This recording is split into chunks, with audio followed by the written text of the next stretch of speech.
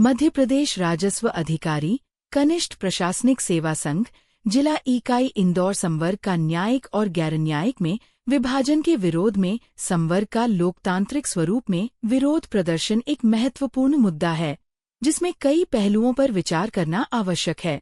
आइए इसे विस्तार से समझने का प्रयास करें। न्यायिक और गैर न्यायिक में विभाजन क्या है?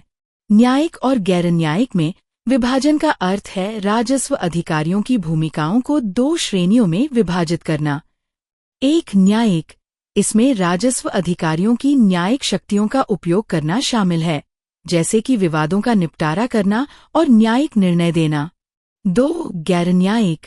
इसमें राजस्व अधिकारियों की प्रशासनिक शक्तियों का उपयोग करना शामिल है, जैसे कि राजस्व संग्रह, भूमि रिकॉर्ड का रखरखाव और अन्य प्रशासनिक कार्य।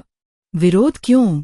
मध्य प्रदेश राजस्व अधिकारी कनिष्ठ प्रशासनिक सेवा संघ जिला इकाई इंदौर संवर्ग के सदस्य इस विभाजन के विरोध में हैं क्योंकि एक, संवर्ग की एकता।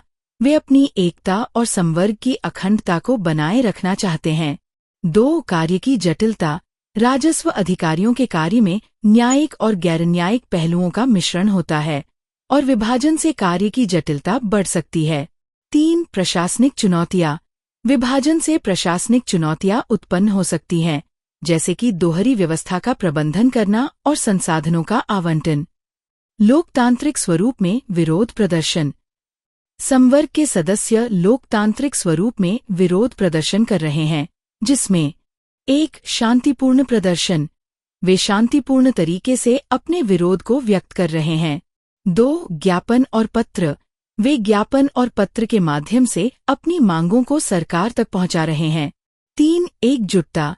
वे एकजुट होकर अपने संवर्ग के हितों की रक्षा के लिए लड़ रहे हैं।